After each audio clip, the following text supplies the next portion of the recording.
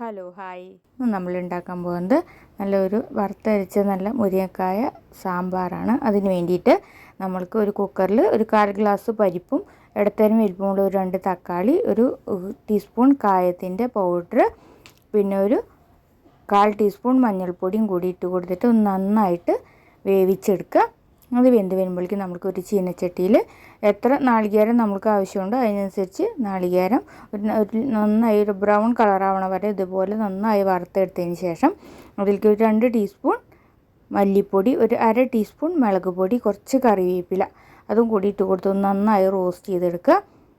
ഈ പൊടികളൊന്നും കരിഞ്ഞു പോകരുത്. അപ്പോൾ നമ്മൾ സിമ്മിലിട്ടിട്ട് വേണം ഈ പൊടികളൊന്ന് റോസ്റ്റ് ചെയ്തെടുക്കാൻ. എന്നിട്ട് അത് ചൂടാറാൻ വേണ്ടി മാറ്റി വയ്ക്കുക.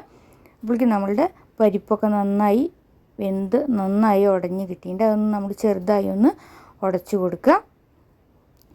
പിന്നെ നമുക്കത് ഉടച്ചെടുത്തതിന് ശേഷം നമുക്കതൊരു മൺചട്ടിയിലേക്ക് മാറ്റി കൊടുക്കാം.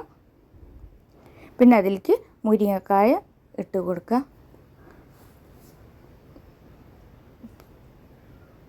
പിന്നെ ഞാൻ ആ കുക്കറിൽ തന്നെ കുറച്ചും കൂടി വെള്ളം ഒഴിച്ച് കൊടുത്തു. ആ വെള്ളം പിന്നെ ആവശ്യത്തിന് ഉപ്പും കൂടി ഇട്ട് കൊടുത്തിട്ട് ഒന്ന് നന്നായിട്ട് നമ്മൾ ഈ മുരിങ്ങക്കായ ഒരു 1/4 വേവാവണ വരെ ഒന്ന് നന്നായിട്ട് വേവിച്ചെടുക്കുക.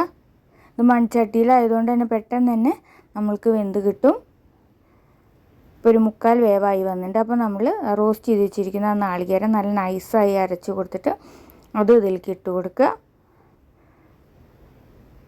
പിന്നെ അതിൽ തന്നെ കുറച്ച് വെള്ളം കൂടി ഒഴിച്ച് കൊടുത്ത് അതും അതിൽ തന്നെ ഒഴിച്ച് കൊടുത്തിട്ട് പിന്നെ നമ്മുടെ അതിലേക്ക് ഒരു ലേശം കായും ഉലുവയും കൂടി വറുത്ത് പൊടിച്ചതാണ്, അതൊരു 2 ടീസ്പൂൺ ഇട്ട് കൊടുത്തിട്ടുണ്ട്. പിന്നെ ഒരു നെല്ലിക്ക വലുപ്പത്തിലുള്ള പുളി അതും കൂടി ഒഴിച്ച് കൊടുത്ത് നന്നായി തിളപ്പിച്ചെടുക്കുക.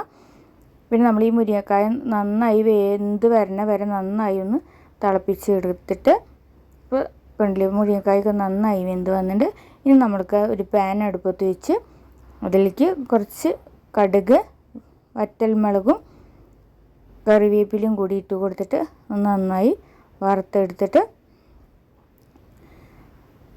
നമ്മൾ ഈ സാമ്പാറിലേക്ക് ഒഴിച്ച് കൊടുത്താൽ നല്ല ടേസ്റ്റി മുരിങ്ങക്കായ സാമ്പാർ റെഡിയായി.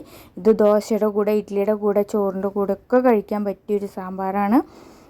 അപ്പോൾ എല്ലാവരും ഉണ്ടാക്കി നോക്കണം. സബ്സ്ക്രൈബ് ചെയ്യാത്തവർക്കൊന്ന് സബ്സ്ക്രൈബ് ചെയ്യണേ.